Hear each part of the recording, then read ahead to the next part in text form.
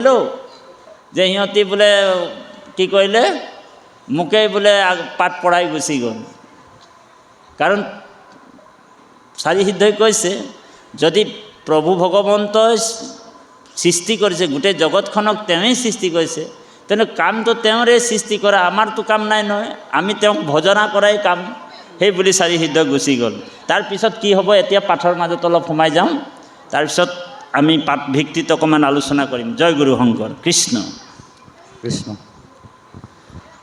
এ ৰাম তাতে ভুৱ মধ্যহন্তে ভৈলা দৰ্শন, অৰাম কোধে মূৰ্তি ধৰি জন্মিলে কতত্বকাল, নীল ৰক্ত বৰ্ণ মহা প্ৰচণ্ড চৱাল, সমস্ত বেদৰ আদ্য তাক বুলি হৰম, উপজিয়া কান্দিবে লাগিলা খৰতৰ, পাছে বুলিল অন্ত বাণী বিধতা কচাই, মোৰ নাম দিয়া পিতৃ আৰু দিয়া ঠাই। হেন শুনি ব্ৰহ্মাৰ হৰিষ ভৈলা মন, হাঁহিয়া বুলন্ত বাপ এৰিও কন্দন, নাম ধাম মহিটো কওঁ কহিবো সকল, মোৰ আশীৰ্বাদে হওঁ কওঁ তোৰ কুশল, আবে তজু নাম থওঁ শুনা মহাশয়, যিহেতু কান্দিলা তুমি বালকৰ নয়, এতেকে তোমাৰ হৈবে ৰুদ্ৰ নাম খ্যাত, আৰু এবে একাদশ নাম লোৱা তাত, ঋতধ্বজ উদ্ধৰ এটা ভৱ মন্যকাল, মনোবাম দেৱ ধৃত্ৰ ব্ৰত সৰ্বকাল, শিৱমহী নশ নাম মহান আৱৰ, একে বেয়াক দাস পত্নী লোৱা তুমি হৰও, উমাইৰা অম্বিকাৰ সমোলা ইৰাৱতী, সুধা দিখা চণ্ডী সৰ্পী আৱৰ সধীতি, এহি খব দিলো ভাৰ্যা আৰু দেউথান, বায়ু জল মহী অগ্নি হৃদি ইন্দ্ৰপান, সূৰ্য চন্দ্ৰ তপ আকাশ শত দিলো ঠাই, এহি একাদশ থানে থাকিবা সদায়, আবে তুমি এহি সবে যুক্ত হুয়াতি, স্ৰজা বহু প্ৰজাগণ হৌকত খ্যাতি, কৃষ্ণৰ কিংকৰে আমি টান ধৰম, বিলম্বন কৰি নানাবিধ সৃষ্টি কৰ, হেন দেৱে আদেশ কৰিলা সৃষ্টি কৰে, এহি হওক বুলি বাক্য ধৰিলে কহৰে, তেখনে সজিলা নানাবিধ প্ৰজা ছয়, আপুনি যেমন প্ৰজা গণু সেহি নয়, ভূত প্ৰেত পিশাচ প্ৰচণ্ড মহাখল, সমস্ত গাঁৱে আছে অসংখ্যাত বল, কতো হব নীল দেখি কতো ৰক্ত গাঁও, সমস্তৰে উগ্ৰ তীব্ৰ দুৰ্জন স্বভাৱ, কতো বংক পাৱ কতো তিনি চাৰি ভৰি, চকু প্ৰকাশয় ঘূৰ অগ্নি সূৰ্য খৰি, ৰুদ্ৰে সজিলন্ত এহি মতে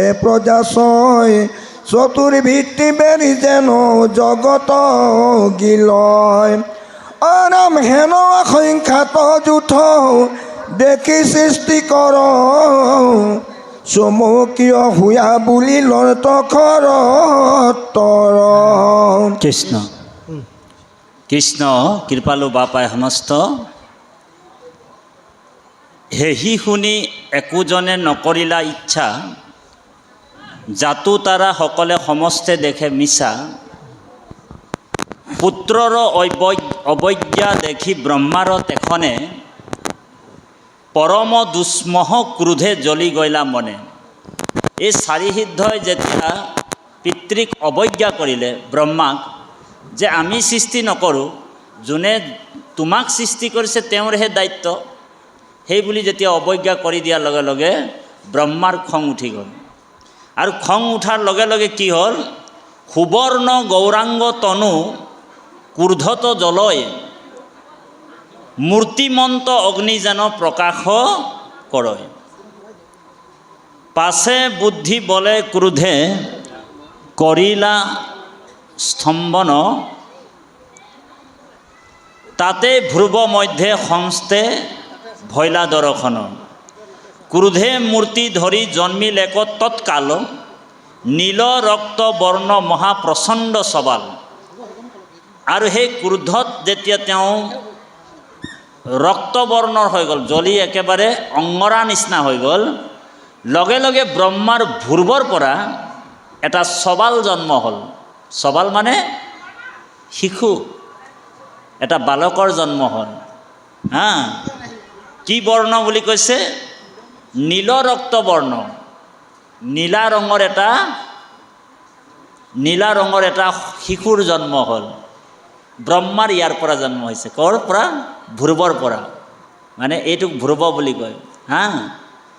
কি বুলি কৈছে, ক্ৰোধে মূৰ্তি ধৰি জন্মিল এক তৎকাল, নীল ৰক্ত বৰ্ণ মহাপ্ৰচণ্ড সবাল।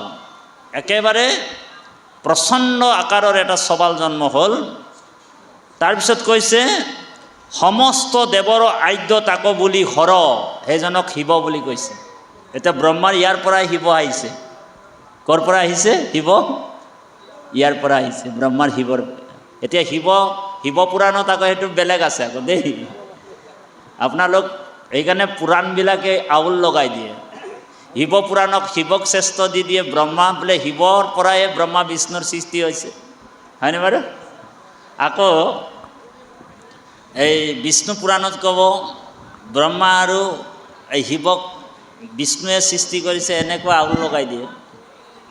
কিন্তু কথা এটা আছে, ইয়াত ৰহস্য এটা আছে। তাৰমানে বেদব্যাসে যিমানবিলাক পুৰাণ ৰচনা কৰিল, সেই পুৰাণবিলাকত এই দেৱতাবিলাকক শ্ৰেষ্ঠ কৰি পেলালে। যিবিলাক মানে আচলতে সেই দেৱতাবিলাক ভগৱান নহয়, সেইবিলাককো ভগৱান বনাই দিলে।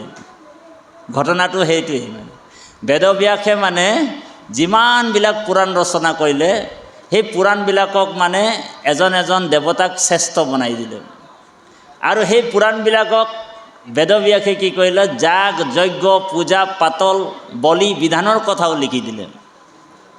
এই যে আপোনালোক দেখিছে বলি বিধান যে হৈ আছে, এতিয়াও হৈ আছে। আপোনালোকৰ এইফালে নহয় বাৰু, আমাৰ উজনি ফালে বেছি হয় আৰু নামনি ফালে বেছি হয়, হয়নে?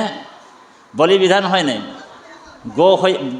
গৰু বলিদান দিয়ে, ছাগলী বলিদান দিয়ে, পাৰ বলিদান দিয়ে, হয়নে? আকৌ নৰ বলিও আছিল। অলপ দিনৰ আগত আমাৰ ডিব্ৰুগড় নে শিৱসাগৰত নিউজত দিছে, মাটি তলৰ বোলে ধন, মাটিত পুতি থোৱা ধন নিজে নিজে বোলে ওপৰত আহি যাব। 5 বছৰীয়া শিশুক বোলে বলি দিব লাগে। সেই বুলি এজন তান্ত্ৰিকে মানে দুজনমান মানুহক মানে চলে বলে ঠগি 5টা শিশুক ধৰি আনিবলৈ ক'লে। বুজি পাইছেনে? 5টা মানে শিশুক লৈ আনিলে চলে বলে, আৰু গা পা ধুৱাই সেই 5টা শিশুক বলি দিবৰ সময়তে, ঠিক বলি দিবই আৰু আধা ঘণ্টা আছে, আৰু সেই সময়তে পুলিচ বিভাগ পাই গ'ল, প্ৰশাসন পাই গ'ল, আৰু সেই 5টা শিশুক ৰক্ষা কৰিলে। অন্ধবিশ্বাস আৰু কুসংস্কাৰ, এই অন্ধবিশ্বাস আৰু কুসংস্কাৰ আঁতৰাবৰ কাৰণে আমাৰ গুৰুজন জগতগুৰু শ্ৰীমন্ত শংকৰদেৱ আবিৰ্ভাৱ হৈছে। বলি আমাৰ কি বস্তু দিব লাগে? আমি বলি শব্দৰ অৰ্থটো হৈছে উচৰ্গা, হয়নে? আমি কি উচৰ্গা কৰিব লাগিব? আমাৰ শৰীৰত থকা কাম, ক্ৰোধ, লোভ, মোহ, দম্ভ, অভিমান, ঈৰ্ষা, অসূয়া, কপট এইবিলাককে আমি বলি দিব লাগে নিয়মমতে। কিন্তু আমাৰ মানে মানুহবিলাকে কি কৰিছে, বেদৰ এটা মানে ফুলজাৰি কথাত মানে ভুল গৈ এটা জেগাত বেদত লিখি দিলে যে যজ্ঞে ৰিষ্টে স্বৰ্গগতিম পাৰ্থা য়ন্তে তেক্তম ভুক্তম স্বৰ্গলোকম বিশালম ক্ষীণম পুণ্য মৃত্যুলোকে বসন্ত।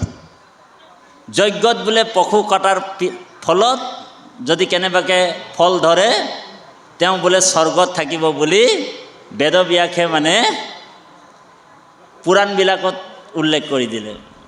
আৰু সেইমতে মানুহবিলাক কলিযুগৰ মানুহবিলাক স্বভাৱত লম্পট, কলিযুগৰ মানুহটো স্বভাৱত লম্পট, বিষয়ত অনুৰাগ, স্বৰ্গ পাইব বুলি ৰঙে কাটৈ শংখ চাগ। সেইকাৰণে মানুহবিলাকে মানে অবলা প্ৰাণীবিলাকক বলি দি আছে। এতিয়া আমাৰ হিন্দু মানুহবিলাকে, হিন্দু বুলি কৈছে সনাতন ধৰ্মৰ মানুহবিলাকক প্ৰচুৰ্য পৰিমাণে বলি দিয়ে, হয়নে বাৰু? অলপ দিনৰ আগত মন্দিৰত আজিৰ পৰা 2011 চনমানৰ কথা, চনটো মই অকণমান পাহৰিছোঁ, নিউজ লাইভত দেখাইছে আপোনাৰ 2011 চনত এজন ফিল্মি এক্টৰ ৰিতেশ দেশমুখ নামটো আছিলে ফিল্মি এক্টৰজনৰ নাম। তেওঁৰ মানে পিতা, তেওঁৰ দেউতাকে MP টিকেট খেলিবৰ কাৰণে, MP টিকেটটো পাবৰ কাৰণে মহাৰাষ্ট্ৰত মন্দিৰত 27টা মহ উচৰ্গা কৰিছে, মানে বলি দিবৰ কাৰণে দেই। আৰু 27টা মহ মানে কি কৰিলে, তাত MP টিকেট পাবৰ কাৰণে উচৰ্গা কৰি দিলে। আৰু 27টা মহ মানে বলি দিলে, তাত থকা পাণ্ডাবিলাকে বলি দি দিলে। আৰু বলি দিয়াৰ পিছত সেই মহৰ মানে মূৰবিলাক, মাথাবিলাকক শিং দুটা ধৰি ডিঙিটো তেওঁলোকৰ মুখটোত ৰাখি তেজবিলাক খাই আছে, বুজিছেনে? এইটো নিউজ লাইভত দেখাই আছিলে, বুজি পাইছেনে? 27টা মহৰ মাংস কিমান হ'ব জানেনে? 27টা মহৰ মাংস হৈছে দুটা ঘৰৰ দুটা কোঠালি ভৰ্তি হৈ গ'ল। আধা ঘণ্টাও নালাগিলে, এটা টুকুৰাও মাংস নাই, চব চফা। ঔ হৰি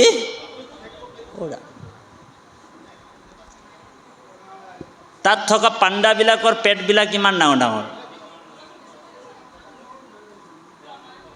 2 কোঠালি মহৰ মাংস আধা ঘণ্টাতে চপা হৈ যায়, লুটমাৰ হৈ যায়। বাপ সমস্ত আপোনালোকক সত্য কথা কৈছোঁ, লুটমাৰ হৈ যায়।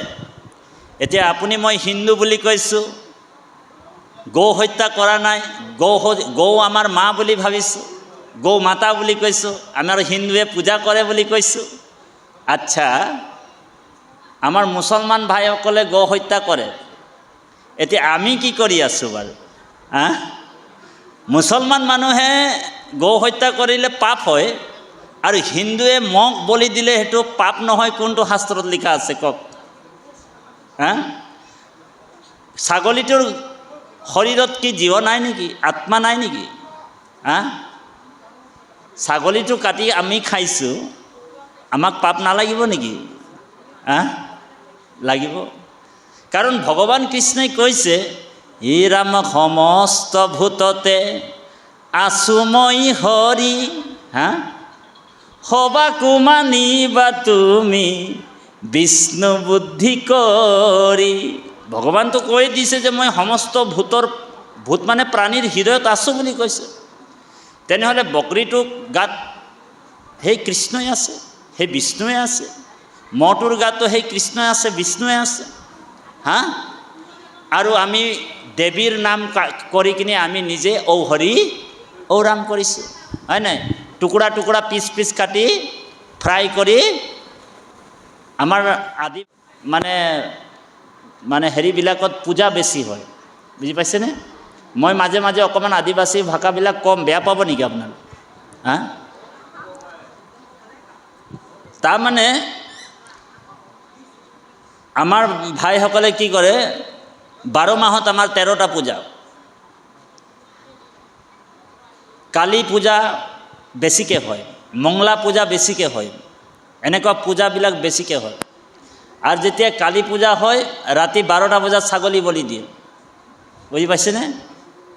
আৰু ছাগলীটো যেতিয়া বলি দি দিয়ে, ছাগলীটোৰ বোলে পেটুবিলাকক বেলেগকৈ ভাজিব লাগে, পেটু বেলেগকৈ ভাজিব লাগে দেই, মাংসবিলাকক বেলেগ কেৰাহীত সিজাব, আৰু চুলহাই লৈ আনে, চুলহাই মানে মদ, আৰু বাঁহজোপাৰ গুড়িৰ ভিতৰত সোমাই যায় ৰাতি ৰাতি, আৰু চাখনা বনাই কিনি ঔহৰি ওৰাম কৰি থাকে। নামটো দেৱীৰ হয় আৰু কামটো নিজৰ হয়। নিজৰ তৃষ্ণা দূৰ কৰিবৰ কাৰণে অবলা প্ৰাণীবিলাকক হত্যা কৰি দিয়া হৈছে। সেইটো কিন্তু ভক্তি বা ধৰ্ম হ'ব নোৱাৰে। গতিকে ইয়াত শিৱৰ কথাটো কৈছে যে শিৱ ব্ৰহ্মাৰ পৰাহে সৃষ্টি হৈছে। ভাগৱত একেবাৰে শেষত বেদব্যাসে আটাইকেইটা পুৰাণক সংস্কাৰ কৰি শুদ্ধ কৰিলে। ভাগৱত লিখাৰ পিছত যিমান পুৰাণবিলাক সব মানে সূৰ্যৰ পোহৰ যেনেকৈ ওলাই গ'লে, চাকিৰ পোহৰ, চাকিৰ বন্তিৰ বা লাইটৰ পোহৰ বা এগছি বন্তিৰ কোনো হেৰি নাথাকে, ভাগৱত পুৰাণ লিখাৰ পিছত আৰু বেদব্যাসে একো পুৰাণ নিলিখিলে। আৰু পুৰাণৰ শ্ৰেষ্ঠ ভাগৱত পুৰাণ। আৰু ভাগৱতত যিবিলাক কথা নিৰূপণ কৰিছে, সত্যক নিৰূপণ কৰিছে, ব্ৰহ্মক নিৰূপণ কৰিছে। গতিকে এই ইয়াতে কৈছে যে যেতিয়া নেকি সমস্ত দেৱৰ আদ্য তাক বুলি খৰ, উপজিয়া কান্দিবে লাগিলা খৰতৰ। শিশুটো মানে জন্ম হৈ কান্দিবলৈ আৰম্ভ কৰি দিছে দেই। পাছে বুলিল অন্ত বাণী বিধাতাক চাই, মূৰ নাম দিয়া পিতৃ আৰু দিয়া ঠাই। ব্ৰহ্মাক জন্ম হোৱাৰ পিছতেই শিশুটোৱে কৈছে, মোৰ নামটো তুমি দিব লাগিব, মোৰ কি নাম, আৰু মোক থাকিবলৈ জাগা দিয়া। যিটো শিশু জন্ম হৈয়ে যদি বাপেকক কিবা বিচাৰিছে, তেনেহ'লে কিমান খাতাৰনাক হ'ব চাব আপোনাৰ। শিৱই বিচাৰিছে কি, মোৰ নাম দিয়া আৰু লগে লগে মোক জমিন জায়দাদ দিয়া, ঠাই বিচাৰিছে। তেতিয়া ব্ৰহ্মাই কি কৰিলে, হেন শুনি ব্ৰহ্মাৰো সৰিষ ভৈলা মন। বৰ ভাল পালে ব্ৰহ্মাই, যেতিয়া জাগাটোক বিচাৰিলে কি কৰিলে, হেন শুনি ব্ৰহ্মাৰো সৰিষ ভৈলা মন, হাঁহিয়া বুলন্ত বাপ এৰিও কন্দন। তুমি কান্দাটো এৰা, তুমি কান্দি আছা, কান্দাটো এৰা। নাম ধাম মই তোক কহিবো সকল, মূৰ আশীৰ্বাদে হওক তুহুৰ কুশল। তোমাৰ কুশল হ'ব। আবে তজু নাম থওঁ শুনা মহাশয়, যিহেতু কান্দিলা তুমি বালকৰ নয়। তুমি জন্ম হৈ যিহেতু তুমি কান্দিলা, এতেকে তোমাৰো হৈবে ৰুদ্ৰ নাম খ্যাত। তুমি ৰুদন কৰাৰ কাৰণে তোমাৰ নাম হ'ব ৰুদ্ৰ। আমি যে ৰুদ্ৰ বুলি কৈছোঁ যে শিৱৰ আন এটা নাম কি, ৰুদ্ৰ। আৰু এবে একাদশ নাম লোৱা তাত, আৰু 11টা নাম দিলে তেওঁ, 11টা ৰূপ দিলে। কি কি? হৃদধ্বজ, উদ্ৰৰেতা, ভৱ, মন্যু, কাল। মহাকাল বুলি কয় যে ৰুদ্ৰক, শিৱক মহাকাল। মনু, বামদেৱ, ধৃতিব্ৰত, সৰ্বকাল। শিৱ মহীনখ নাম মহান আবাৰ, আবে একাদশ পত্নী লোৱা তুমি হৰ। তেওঁক 11টা ৰূপো দিলে আৰু 11টা পত্নী ব্ৰহ্মাই দিছে। 11টা পত্নী। কি কি দিছে? পত্নীসকলৰ নাম শুনিব। কি কি দিছে? উমা, ইৰা, অম্বিকা, ৰসলোমা, ইৰাৱতী, সুধা, দীক্ষা, চণ্ডী, সৰ্পী আৰু ধৃতি। এহি হ'ব দিলো ভাজ্যা আৰু দেওঁ থান। তোমাক এতিয়া স্থান দিম। কি থান দিলে? বায়ু, জল, মহী, অগ্নি, হৃদয়, ইন্দ্ৰ, প্ৰাণ। এই 5টা জেগাত তুমি থাকিব পাৰিবা। কি কি? এই বায়ুত তুমি থাকিবা, 1। জলত তুমি থাকিবা, মহী এই ভূমিত তুমি থাকিবা, অগ্নিত তুমি থাকিবা, হৃদয় তোমাৰ হৃদয়তো থাকিব, আৰু মন, বুদ্ধি, ইন্দ্ৰিয়, প্ৰাণতো তুমি প্ৰতিষ্ঠা হৈ থাকিবা দেই বাৰু। তাৰপিছত কৈছে সূৰ্য চন্দ্ৰ তপ আকাশত দিলো ঠাই এহি একাদশ থানে থাকিবা সদায়। সূৰ্যৰ লগত তুমি থাকিবা, চন্দ্ৰৰ লগতো থাকিবা, আৰু এই যে গৰম পাইছোঁ আপুনি, তাতো শিৱৰ মানে এটা ৰূপ সোমাই আছে। আকাশতো সেই শিৱৰ, কাৰণ শিৱৰ আন এটা নাম হৈছে দিগম্বৰ, দিগযুগ অম্বৰ। গোটেই অম্বৰ মানে আকাশ, যাৰ নেকি গোটেই আকাশখনে যাৰ আৱৰণ, মানে বেলেগকৈ আৰু শিৱই কাপোৰ নিপিন্ধে। কেলে নাপিন্ধে? তাৰমানে গোটেই সংসাৰটোৱে তেওঁৰ বস্ত্ৰ। বুজি পাইছেনে? তাৰপিছত কৈছে এহি একাদশ থানে থাকিবা সদায়। আবে তুমি এহি হবে যুক্ত হুয়া আতি, হুয়া বহু প্ৰজাগণ হৌক তজু খ্যাতি। ইয়াতে তুমি যুক্ত হবি, যুক্ত হয় কৃষ্ণৰ কিংকৰ আমি তানু আজ্ঞা ধৰ, বিলম্ব নকৰি নানাবিধ সৃষ্টি কৰ। হেন যেবে আদেশ কৰিলা সৃষ্টি কৰে, এহি হৌক বুলি বাক্য ধৰিলক হৰে। শিৱই মানে ব্ৰহ্মাৰ বাক্যটো পালন কৰিলে, আৰু ভগৱান ব্ৰহ্মাই কৈছে তুমি বোলে এটা কাম কৰা, যিহেতু মই কৃষ্ণৰ আজ্ঞা পালন কৰি আছা, তুমিও কৃষ্ণৰ আজ্ঞা পালন কৰি এই জগতখনক তুমি সৃষ্টি কৰি আগবঢ়াই লৈ যাও। সেই বুলি শিৱক যেতিয়া আজ্ঞা কৰিলে, তাৰপিছত কি কৈছে অকণমান ভাগৱতৰ পাঠ কৰিবৰ কাৰণে আমাৰ লস্কৰ বাপক সেৱা জনোৱা হৈছে। কৃষ্ণ কৃষ্ণ শুনিয়োক হৰবে মোহৰ বচন, ইহব প্ৰজাত কিছু নাহি প্ৰয়োজন। মই সম্বন্ধিতে দহুদিশ উগ্ৰ চেষ্টে পাতে যেন দহিবে খোজা। তোমাৰ কুশল হওক মোৰ বুলধাৰ, জগতৰ হিত চিন্তে তপু কয়াছা। তপস্যাৰ বল সেই সবলোক পূৰ্বতে সজীৱক পাৰিবা সতত।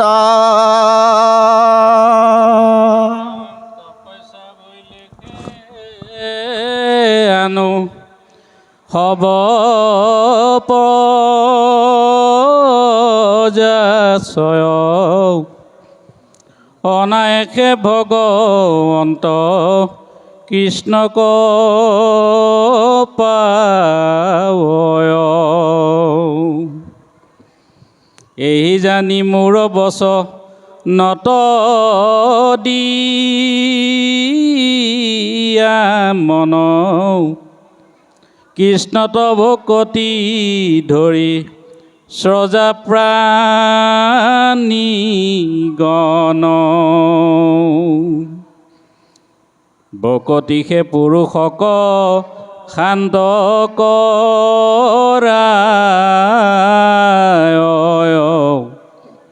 কহিলো তো মাত ইটো শাস্ত্ৰৰ নিৰ্ণয়।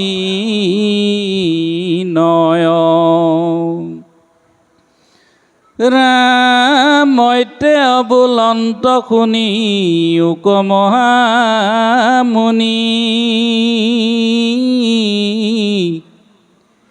হেন হিত উপদেশ দিলা প্ৰজাপতি।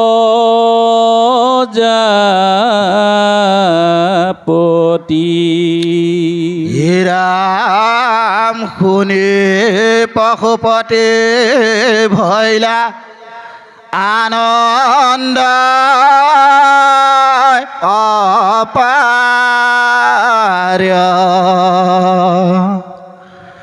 প্ৰদক্ষিণে ব্ৰহ্মাক ৰিলা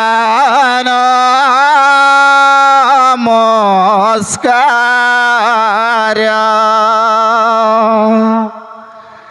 শিৰতা ভৈলন্ত তুমি চৰণ ধূলি কৰিব তোমাৰ মই ৰাজ্য হে বোলে ৰাম ব্ৰহ্মা তব নৈজ্ঞালয়া তপোবনে গৈলা দেখিবিধি পৰম আনন্দ মন ভৈলা প্ৰণপজা সজীৱাক চিন্তিলা সাক্ষাৎ শৰীৰৰ হন্তে দশ পুত্ৰ ভৈলা জাত ৰাম নাৰদ অংগীৰাৱতী পুলস্তি বশিষ্ঠ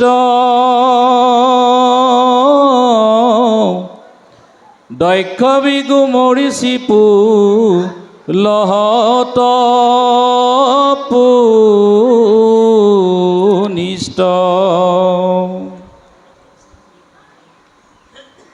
কৃষ্ণ কৃপালু বাপাই সমস্ত। ইয়াৰ পিছতে কৃষ্ণৰ কিংকৰ আমি তানো আজ্ঞাধৰ বিলম্ব নকৰি নানাবিধ সৃষ্টিকৰ।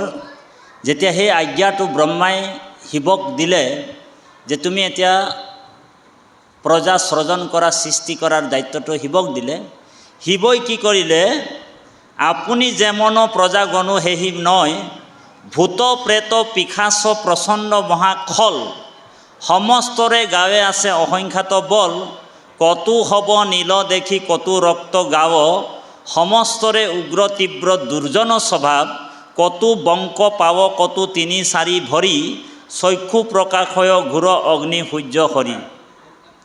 শিৱই কি কৰিলে মানুহৰ সৃষ্টি নকৰিলে, গছ গছনিৰ সৃষ্টি নকৰিলে বা অন্য জীৱৰ সৃষ্টি নকৰি তেওঁ কি কৰিলে ভূত প্ৰেতৰ সৃষ্টি কৰিবলৈ আৰম্ভ কৰি দিলে।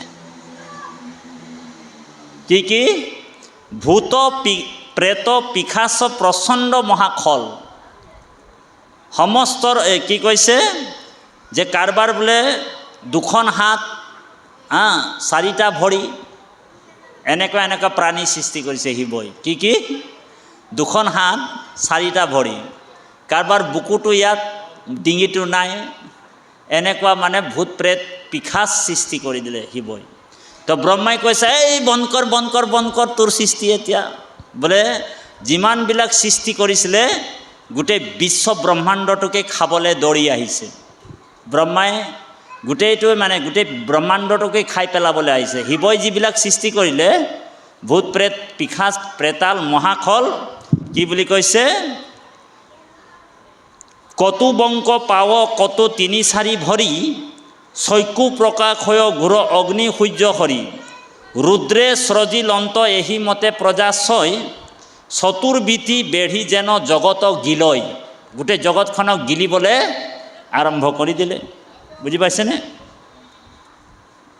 তাৰপিছতে চমকিত হোৱা বুলিলন্ত খৰতৰ ব্ৰহ্মাই কৈছে ৰ তই আৰু সৃষ্টি নকৰিবি ৰ ইমান যি কৰিলি ৰ বাধা দিছে, শিৱক বাধা দিছে। তই যিবিলাক সৃষ্টি কৰিলে মই চব বোলে পৃথিৱীটোকে গিলি পেলাব। তাৰপিছত কৈছে শুনিও ক হৰ হে শিৱ হে মহাদেৱ ৰবা শুনিও ক হৰ আবে মুহুৰ বচন মোৰ বচন শুনা ইখব প্ৰজাতো কিছু নাহি প্ৰয়োজন। এনেকুৱা প্ৰজা সৃজন কৰি আমাৰ কোনো লাভ নহ'ব। কাৰণ ভূত প্ৰেত পিশাচত কাৰোবাৰ লাভ হয় নেকি বাৰু কওকচোন? ভূত প্ৰেত পিশাচে কাৰোবাৰ উপকাৰ কৰে নেকি বাৰু? নকৰে। তো শিৱক কৈছে ব্ৰহ্মাই যে শুনি উক হৰ আবে মুহুৰ বচন ইখব প্ৰজাত কিছু নাহি প্ৰয়োজন মই সমম্বিতে ইটো দশো দিশ ছয় উগ্ৰ দৃষ্টি পাতে যেন দহিবে খোজয়। গতিকে মোকো গিলি পেলাব তোৰ বোলে যিবিলাক সৃষ্টি কৰিছে। ব্ৰহ্মাই কয় বহুত ভয় খাইছে মানে এইবিলাক দেখি, কৈছে যে মোকোতো এইবিলাক বোলে ভূত প্ৰেতবিলাক গিলি খাই দিব। তাৰপিছত কৈছে তোমাৰো কুশল হৌক মূৰ বোল ধৰা জগতৰ হিতি চিন্তি তপক আচৰা। এতিয়া তুমি এইবিলাক এৰি দিয়া আৰু এতিয়া তুমি তপস্যা কৰা। শিৱক কৈছে, মহাদেৱক কৈছে তুমি এতিয়া তপস্যা কৰা, নহ'লে গোটেই জগতখন শেষ হৈ যাব দেই। তাৰপিছত কৈছে তপস্যাৰ বলে হেৰি হ'ব লোক যত পূৰ্বৱতে চৰ্জিবাক পাৰিবা সতত। গতিকে তপস্যাৰ বলত তুমি আকৌ সেই মানুহবিলাকক লৈ সেই ভূত প্ৰেতবিলাকক লৈ তোমাক বোলে এটা জেগাত নিৰ্দিষ্ট জেগা এটাত মই পঠিয়াই দিম, তুমি তাতেই থাকিবা বুলি কৈছে। কি বুলি কৈছে? সেহি জানি মূৰ বচনত দিয়া মন কৃষ্ণত ভকতি ধৰি স্ৰজা প্ৰাণীগণ। তুমি কৃষ্ণৰ ভকতি কৰি আৰু বেলেগ বেলেগ প্ৰাণীৰ সৃষ্টি কৰা বুলি কৈছে। ভকতিহে পুৰুষক শান্ত কৰাবই কহিলো তোমাতো ইটো শাস্ত্ৰৰ নিৰ্ণয়। গতিকে মহাদেৱক কৈছে মৈত্ৰয় বুলন্ত শুনি মোক মহামতী হেন হিত উপদেশ দিলা প্ৰজাপতি। শুনি পশুপতি ভৈলা আনন্দ অপাৰ প্ৰদক্ষিণ ব্ৰহ্মাক কৰিলা নমস্কাৰ। হীৰত লৈলন্ত তুলি চৰণ ধূলি কৰিব তোমাৰ মই ৰাজ্য এহি বুলি। গতিকে শিৱই কি কৰিলে যিমান ভূত প্ৰেত পিশাচবিলাকক তেওঁ কৈলাশত লৈ গুচি গ'ল। তাৰপিছত কি ক'ব পাঠে অকণমান যাওক। কৃষ্ণ হীৰাম কটু সমে এহি